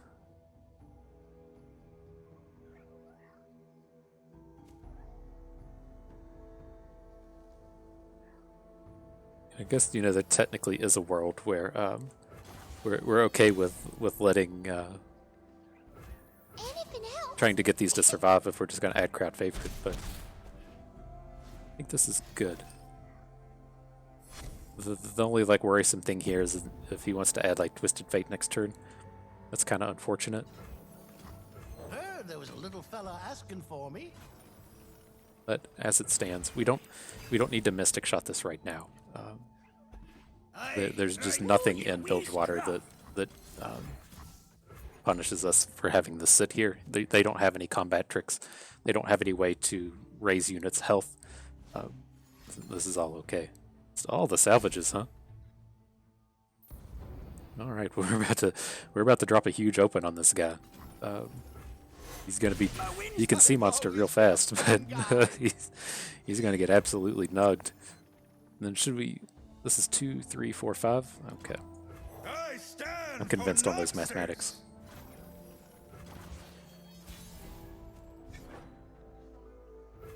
Help the poor? Make it rain. Sure. I was gonna say it's not the situation you want to be in when it's time to make it rain. That guy's draw was just abysmal. I feel like that was probably no fault of his own how that game turned out. I didn't see how he mulliganed, but if you start out box to put salvage, then the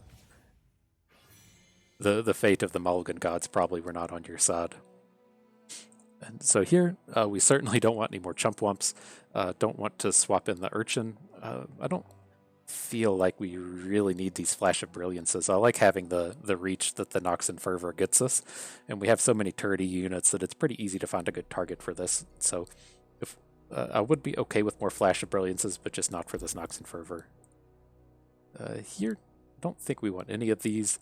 Our removal is good, so we want to hang on to the crowd favorite. We already have 4 chump wumps, and then we don't really need this style of combat trick in this deck. There are Teemo decks to where Brothers Bond is extremely good. This just isn't one of them. Okay, Vi for Heimerdinger I'm okay with. I think that's what we'll do. We don't want Plaza Guardian. The Tusk Raider is probably worse than Battering Ram. I don't know. It's up for debate. But I think Vi will certainly be better than Heimerdinger here. She's just much more aggressive. Okay, don't want the chump wump. We already picked up our decisive maneuver. And then the Basilisk Bloodseeker.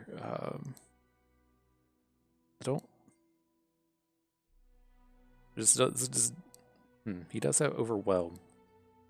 Don't want to trade out all my house spiders though. But having this just like come down, kill an opponent's unit, and then get in a huge Overwhelm attack is pretty good. I don't think we can pass on the epic here. Let's snatch this up. And we can swap it out for a gotcha. No. Here, I think I do want to swap out this crowd favorite. We've gotten rid of 2 of our house spiders, and it's kind of high rolly. Like, if we miss having a 1-drop, it's not that great. If we don't have house spider, it's not that great. We already have all of these clump of wumps on turn 4. I think we just want to pick up the clump. All right. Let's get in that final battle. That's right, bud. Time for the final battle. My kitty has not gotten cat hair in my mouth one time this run. So, it's a perk. It's a bonus. Thought something public bathroom was worrying about. He didn't have to worry about kitties getting hair as well. Shit.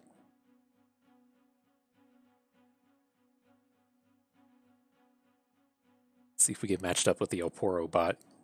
I can't remember what the time ran us, if it was 90 seconds or 2 minutes.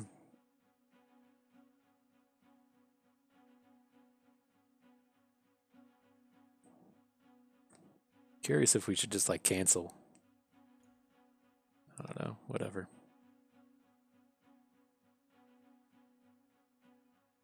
Again, I'm not real sure what I think about the existence of Porobot. If you're not familiar, if this timer runs for long enough, it stops trying to find you an opponent and you play against the AI, but it always has an extremely strong deck. I don't think it matters here. I'm pretty sure it's either after 90 seconds or 120 seconds. It's not after 75.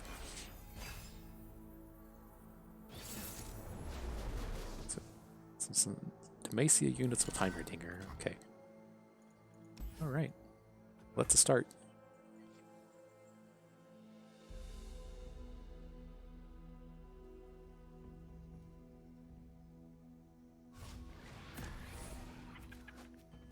Whoa, that is that is not a visually appealing card back.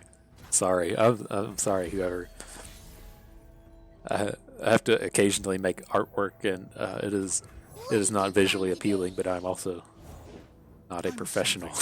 But cool, our Teemo gets in. We didn't lose Teemo to a Mystic Shot or anything here. It's all pretty good for us. I'm surprised he didn't block with the Egghead Researcher. I don't know what additional value he plans on getting out of this thing. Let us settle this with grace and civility.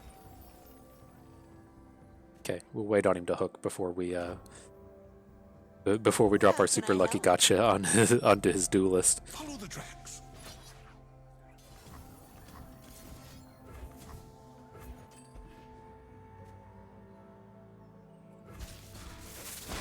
Nice. Oh, that's so nice.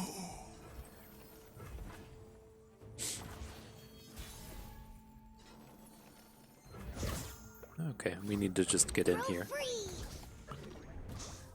Oh, shit! Our puff cap's hit. I was expecting him to flip. Excuse me? I should not have done that. That's okay.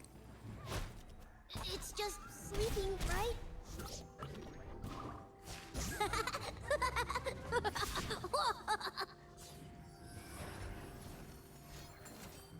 Sure. Heavy infantry, cool. We can deal with that. What did you find today? I don't see a reason to play Trail of Evidence yet. We're not in a big hurry to do anything here. We can hopefully just pick up an additional way to get puff caps out of this. This board, do we want to Urchin away a Mushroom Cloud? I don't think so. Can't beam just yet. But if we have a beam for 4 mana, let's do this. Let's play Urchin. We're going to discard Mushroom Cloud. And if it helps. Then we can Mystic Shot this thing in combat. Still heart, steady aim. May not even need to. I'm innocent.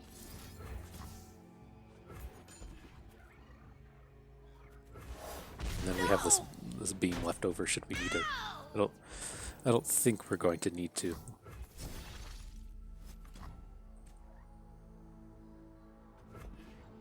Charge!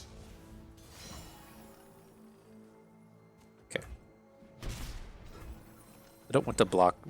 This isn't going to be a lethal attack, and we still have a good attack here. We can get in for 2 damage if he, assuming he doesn't block with Quinn. Right! Did that sound right? Do your worst. We do block with Quinn.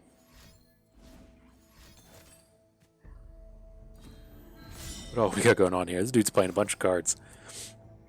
I don't think there's anything we can do about this. This was just like the actual worst thing that could have happened to us. The actual worst. I think we don't have to pop Quinn with this Mystic Shot. I think we want to hang on to that.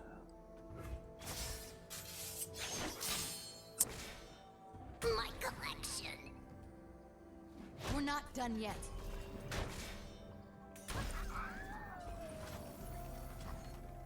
I have the best job.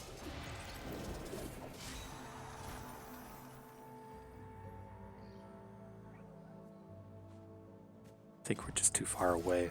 Let's go ahead and pop Quinn.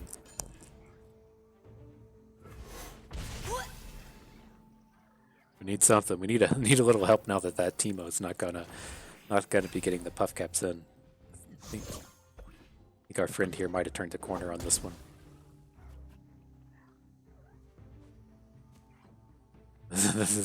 This is not the answer to his Vanguard Cavalry.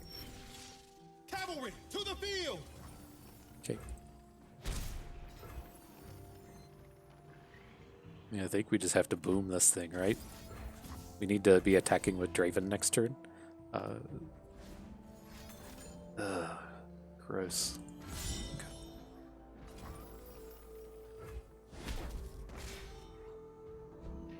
Okay. Okay.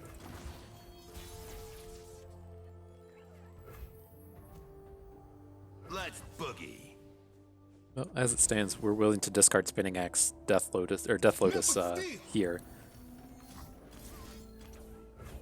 I assume that he's going to have a trick here, right? If he's just putting his unit in front. Well, I guess his health total is pretty low, so there's a reasonable shot that he doesn't just go for it. But yeah, and all the riposts.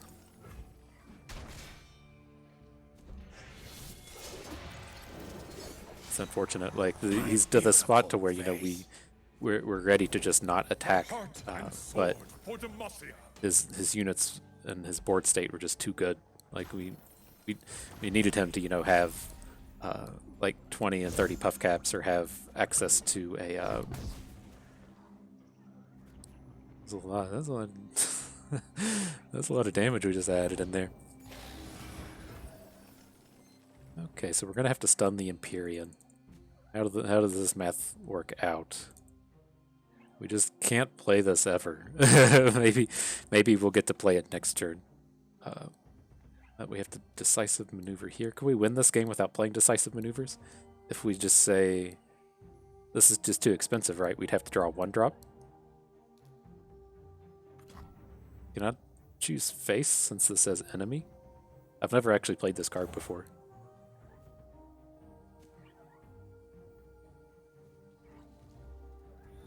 To an ally. Okay, he's not lit up blue over here. Put on me mask, secure me tail, start the day.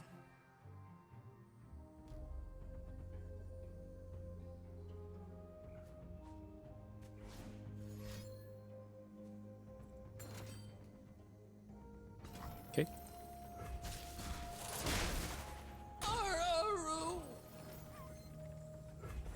So we're not dead. We're just gonna have to do like the high rolliest of high rolls to pull this one off. Let's just prevent the damage. I don't think we're worried about Garen flipping here.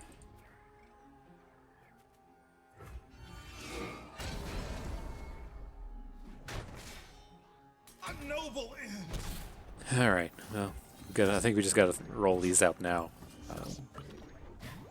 We don't have the puff cap peddlers. Okay. All right. 2, 3, 4. No cards. No cards. We're gonna hit. We're gonna spinning axe this Teemo. Then we're gonna hit him for 2 puff cap next turn. It looks like it's happening. It's happening, boys. All right. That's all we can do. That's all we need. Oh fuck, that thing had elusive? Oh fuck. Shit. I was just like, oh, this is gonna be so close. This is gotta get him for 2. Oh man. He had an elusive. It apparently didn't matter since we just hit him for 0 anyways, but oh shit. What a glorious high followed by such a supreme low. He just blocks. Oh, damn. Okay. So it's not a full 7 here, but I thought that was a pretty good recovery of a run. So let's get this pulled up. I gotta push this button first. Let's look at the LOR Guardian over. Alright. And so yeah, like this turned into, a complete pivot. We started out with this accelerated pursuit Heimerdinger, went down this route of having Draven, and then immediately just switched away from being a Heimerdinger deck. And given the chance down here to take Teemo, we just made a hard swap over to this aggro Puffcap deck. And so, yeah, I thought we approached this pretty well. This could have most certainly, if it wasn't drafted properly, just quickly ended up in a 1 or 2 winner. And I was pretty happy we got to the final battle there. It was a close one. And so, I guess there's, a lot to recap here. As we started out with this Draven Heimerdinger deck, in this pick 1, it was either Heimerdinger or Shen or one other one. There was another just supporty champion. I can't remember what it was. Oh, Katarina. And I'm ultra happy with how we just took Heimerdinger here. You're more than welcome to just like roll the dice and try to put together a good pairing with either of those champions. It's certainly possible and something that you can do. I just don't like to do it. When it comes to our first pick champion, I really want something that we can just dive in and build around or just support with. And Heimer was our only choice to build around here. And then in the pack 2, it was a Lulu pack, and then Draven, and I can't remember what the third choice was. But I just kind of felt like this Draven was going to go better. It gave us the most options, right? If we're going to switch into just like aggro Draven, then sure, we've got a removal spell and a reasonable piece of top end and a good aggressive pairing. Or if we go into Heimerdinger, it's not as great of a pairing on the Heimer side since there's not very many good Noxus spells, but there's still a lot that you can do here. And so if you do end up sticking to this Heimerdinger theme, the 2 big things I recommend that you really look out for, well, we'll call it 3. Like number 3 is just going to be pick a bunch of removal spells, which just applies to pretty much any PNZ draft. But the big things as far as deck building with Heimer goes, and the way I like this deck to look, is we don't really want anything that costs more than 4. And then our 4-drop slot, we really want to have 3 or 4 back alley barkeeps. We don't want a lot of top end in our deck, and we just assume that we'll fill in our top end with cards that we find from the back alley barkeep. He's probably over here. There we go. We assume that this will randomly generate mid to expensive range cards, and then that will just be what we play as our top end, as opposed to having actual expensive cards in our deck. But we have the accelerated pursuit. We'd be happy with these epics. If we don't really specifically want these in a Heimerdinger deck, you specifically want Progress Day and True Shot Barrage, but that's the kind of the idea. Our curve stops at 4. We have epics, we have removal spells, and then we get expensive cards from Back Alley Barkeep. That is what I'll look at. Important thing number 1. Important thing number 2 in this Heimerdinger deck is to find Eager Apprentice plus Unlicensed Innovation, the 6-cost spell that makes it 5/5. It just gives you early game plays, and then it gives you your big play to have with Heimerdinger. And so beyond that, draft your removal spells, draft your Flash of Brilliances. That's how you build Heimer.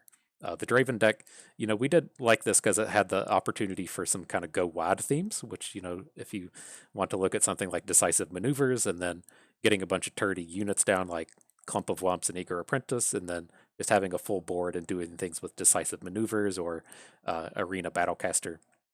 That was kind of our idea with Draven.